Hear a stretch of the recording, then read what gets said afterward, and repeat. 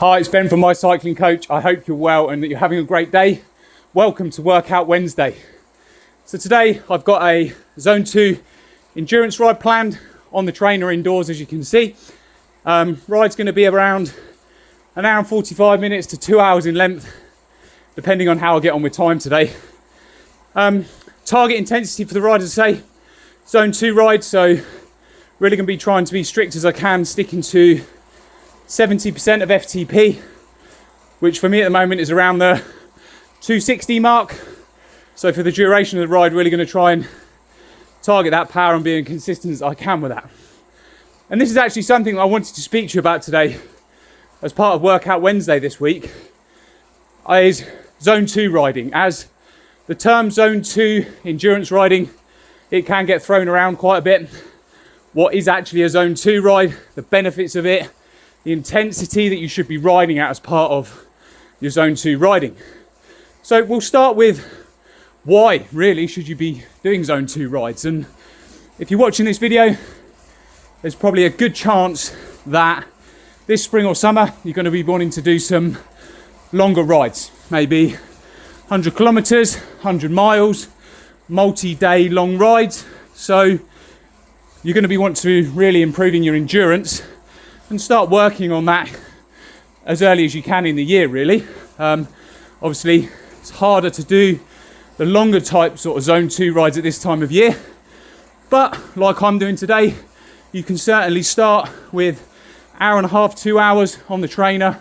You will get some good benefits from this as well. So the reason we want to be doing this, if you have got those rides planned, you're targeting them, is the Zone 2 riding is going to allow you to improve your aerobic endurance, the efficiency of your aerobic energy system, which is what we want to do. Obviously, the more efficient you can become at using that aerobic energy system, the more consistent and the more you can develop your power that you can sustain at that Zone 2.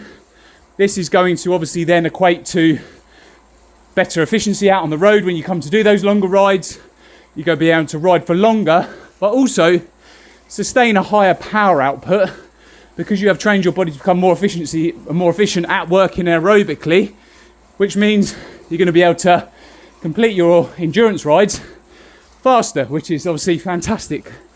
But also recovery as well. The better you can improve Zone 2 efficiency, the aerobic energy system, this can also then help with recovery, which, you know, as you're working through a training week, or if you're doing a lot of riding in the summer, can also be very beneficial because you will be able to ride longer, ride harder as you go through the summer. If you're doing, maybe going away, got a particular cycling trip planned, multi-day events, obviously the quicker you can recover each day is also going to be very beneficial with how you feel for the ride. So that's why we want to work the Zone 2 sort of training zone there, but also improve that aerobic energy system. Now, the Zone 2 intensity in terms of the percentage of your FTP normally falls between 56 and 75% of your FTP. So that's your Zone 2 power there. You may have done an FTP test, know roughly where your FTP is at. So that will allow you to sort of calculate where your Zone 2 is. Now, often, as I've referred to earlier, there's a lot of confusion at which intensity, because obviously that's quite a big range there, 56 to 75%. There's a lot of confusion on, okay, where should I actually be sitting within that range to get the most benefits with everything we've just spoken about there. And research has shown, a lot of studies been done on this, but I've also found in my personal experience through the years of training that 70% of FTP is viewed, and I've found, the most effective and efficient intensity to ride at to get those Zone 2 aerobic adaptations. So this is obviously, sometimes it can be quite hard to stick to this out on the road, but certainly at the moment, if you're just doing hour and a half, 2 hours like I'm doing today, you will get some fantastic benefits if you can ride at really concentrate accurately. 70% of your FTP, so I mentioned today, for me, that's around 261 watts at the moment. Really trying to dial in on your rides and stick to that intensity. You can get fantastic adaptations for that to improve or start improving your aerobic capacity.